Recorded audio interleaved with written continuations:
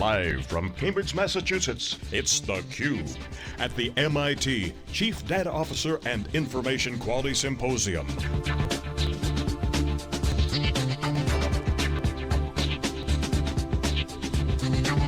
With hosts Dave Vellante and Jeff Kelly.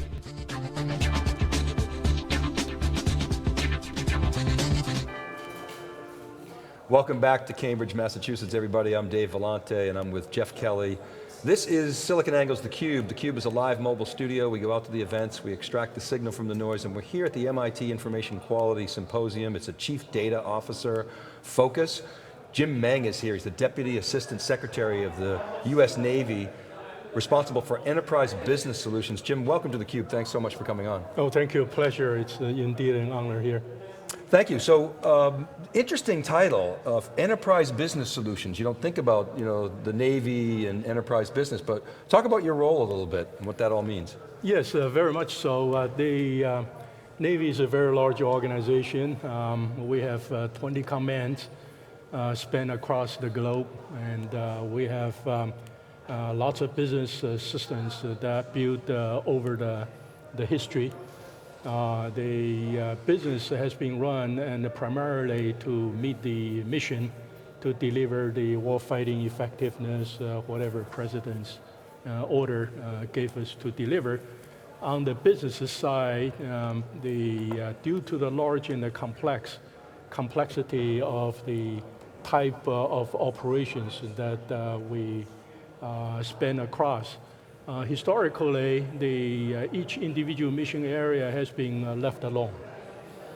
They operate, they deliver, and they got the appropriation money. They deliver the mission success, and where everybody's happy. But as we progress into today's business environment, just being able to deliver the mission is insufficient. We also need to understand that we are truly not only effective, but also efficient. So the job I have has been for 3 years, and I have always been on the system engineering side. The system engineering deal with the system of systems, and there is almost an exact equivalent on the business side. The way the businesses are operated and organized within the Navy is 5 major functional area. It's like programming for acquisition, financial management, manpower and reserve, dealing with all the human resources, and then the infrastructure and installation like piers, airstrips, facilities. And finally is the material management. It's like equivalent to the Walmart for all our material across the globe. Each of the business area largely run independent. However, the issue is that this issue of enterprise business understanding is not there. Each of the functional area does very well. But unfortunately, when you wanted to compose an overall integrated picture, primarily to answer the questions like, what is the most effective way in providing the mission readiness? Do you put more emphasis on the carrier group versus a submarine or versus other business area, special operations? You really don't have a way to figure out how to do that balance. Second area is really the shaping the future workforce. Right now, for example, everybody knows that we are making more emphasis in unmanned systems, cybersecurity, and more business intelligence, data science, and data scientists. We simply don't have very many. Most of us just learned on the job, and also area of synergy, minimize duplication. If you don't have an enterprise-wide view of where the potential gaps or duplications are taking place, you really do not know how to do it credibly. You can do it by gut feeling, but that does not carry very much credibility. Go ahead. So you're taking a systems view. Yes. Okay. Yes. And the traditional structure was, as you pointed out, effective because it was somewhat decentralized, Yes. and each Go division had its own mission. Right. As you bring in this drive toward efficiency, how do you balance the effective and efficiency sort of tension? Right. Can you maintain both? Yes, we truly believe that there are two fundamental building blocks. Number one is we have to generate more actionable business intelligence from the business data we have. And second one, we wanted to minimize the duplicative in terms of business systems. Within each of the functional area, they have from the beginning to end, alpha to Z, capability when the entire Navy really only need one. So from this perspective, driving down and necking down so that we have a architecture that the entire Navy business community can drive their business systems toward that direction over time, without disruption. These are the fundamentally two building blocks that my job is focusing on. One of the largest initiatives is called the Enterprise Cost Management Framework. It's basically a taxonomy, a common taxonomy will enable Navy to ETL, use the special language here, ETL. Most people in Silicon understands that, Silicon Valley understands that. So allow us to have this common taxonomy represents all business value streams that the Navy delivers reflected in this taxonomy, and also being able to link the performance metrics against these metrics. Therefore, we be able to normalize the productivity by cost. It's almost a holy grail for us, linking both what was initially budgeted amount versus what's actually being executed and delivered. And that's one of our most important focus. And that Chief of Naval Operations and Assistant Secretary of the Navy for Research and Development, Acquisition, and also my own boss, Assistant Secretary of Navy for Financial Management Controller, have been campaigning and championing that this has to be done, and I'm very happy to report that at the end of this fiscal year, which is only 2 months away, we will be completing all, not only we completed the taxonomy, but also we'll be completing all other validation tests, which we have gone through 3 phases for individual command, for 9 commands, and also enterprise-wide pilot that we are undertaking right now, and we are making some good progress. The one very important reason for doing this is really to bring the entire community the awareness that data, especially business data, truly is a Navy asset. It's not a locally owned, locally consumed, but it's a locally steward, but enterprise-wide consumed.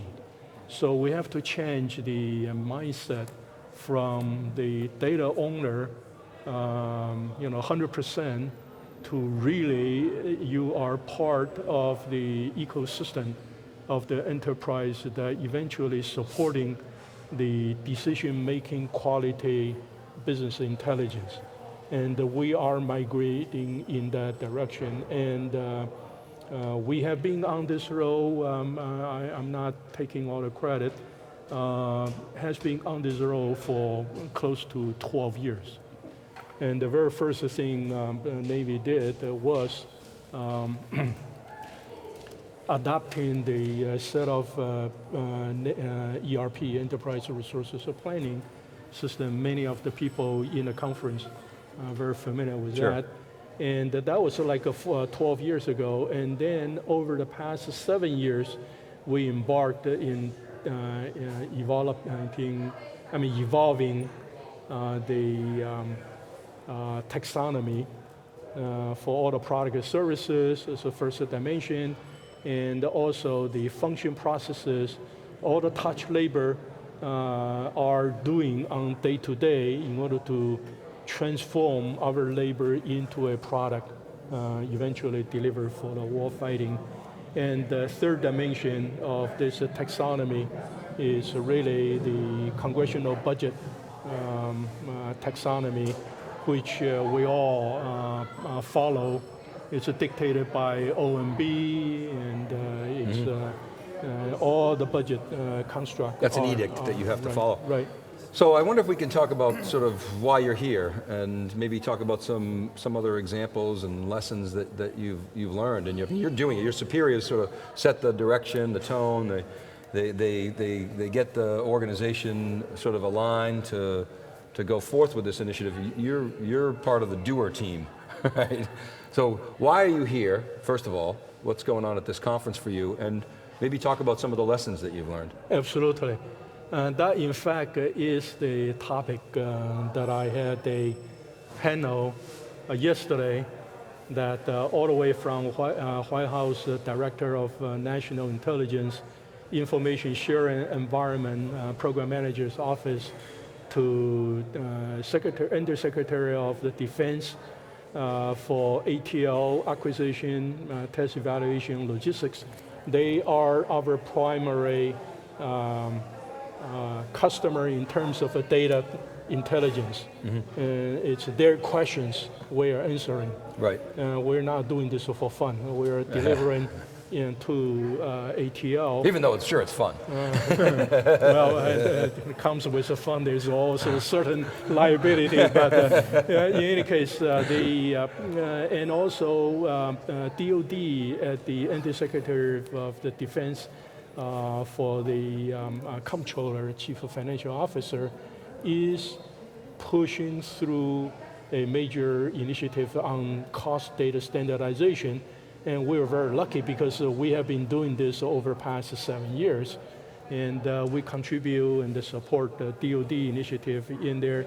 And then Army, Navy, Air Force, all of us shared with the entire conference that the initiatives that we are pushing through, the lessons learned, and the challenges we're meeting, and also how we have been able to extract the industry lessons learned that I learned from past 2 years that I attended here. And it actually came to my awareness by Informatica is one of the vendor supporting the Navy. They told us about this conference, which is right on my performance track. So we came in, we fundamentally learned and adopted the lessons, and we were able to quickly implement and reduce the time to the end product. So the conference has been extremely useful, and it has a real benefit. In return, in yesterday's session, we share our consolidated lessons in this process, and which are fundamentally four. Number one is a better value articulation. Number two is increase of buy-in. And number three is avoid the common failures. And the number four is the overcome the data access fear. So one of the fundamental issue of doing the data standardization is to translate the data which are dispersed, comprehensive, incredibly voluminous into actionable intelligence. Most people do not have a real appreciation that each of the business stovepipe already doing their very best. We deliver the mission success. How much more you want to know? I mean, How which much more question? blood do you want? Yeah, which question you don't find answer? Well, at the enterprise level, there are a lot of high-level questions. They are lesser of the operation level. They are more strategic. We know the budgets are going down. We have to be able, the leadership level has to be able to see 5 years down the line and to prepare the organization, both in terms of strategic planning and also in terms of POM, the program memorandum, which is basically a contract between the Navy and the Congress. Where are we going to invest, or where are we going to divest, and all that. So, and articulating that value is extremely important, but you cannot stay at that level because these are the people day-to-day operational, so you have to translate into their level, and that was a very important lessons learned. And the second, so if I can ask you a question on that, so you're talking about a top-down view, enterprise-wide. You're saying, but you must have you must translate that into a framework that's relevant for the individual operations. Right, because it's their data, yeah, and it's their expertise and the knowledge, and we have to use that, build that decision inside. Otherwise, it's not credible. So we just have less than a minute left, Jim. I wonder if you could just sort of summarize with your, what's the one sort of action item or piece of advice that you would give to somebody who's trying to reconcile what you've described as sort of stovepipes, effective, but not integrated from a data standpoint? What's the action item that you would take? Where would you start? Advise your peers. Yes, very much so. The one message I like to deliver to my peers is focus on amplifying your ability to enhance your mission effectiveness. Never ever deviate away from that. Never make this data science project. You have to relate to how it impacts the mission effectiveness. As soon as you deviate away from it, you lose your base, because fundamentally the entire organization is only there to deliver the mission success. So it's easier said than done, but translate this down to the operational level, it takes the full understanding of why we are here, and so that's my best. That's a communications and a messaging exercise that sort of shields all the complexity and the data science from those individuals who don't really care about that. They care about their mission. Right. Excellent advice. But the important thing is the people who can make this a success are the people who has a doubt, but you have to be able to convert them to be a believer and the supporter, and that's the challenge. Yeah, excellent. All right, Jim, thanks very much for coming to theCUBE. It was a pleasure having you. Oh, pleasure. Appreciate it. All right, keep it right there, everybody. We'll be right back with our next guest. This is theCUBE. We're live from MIT in Cambridge, Mass. Right back. Thank you.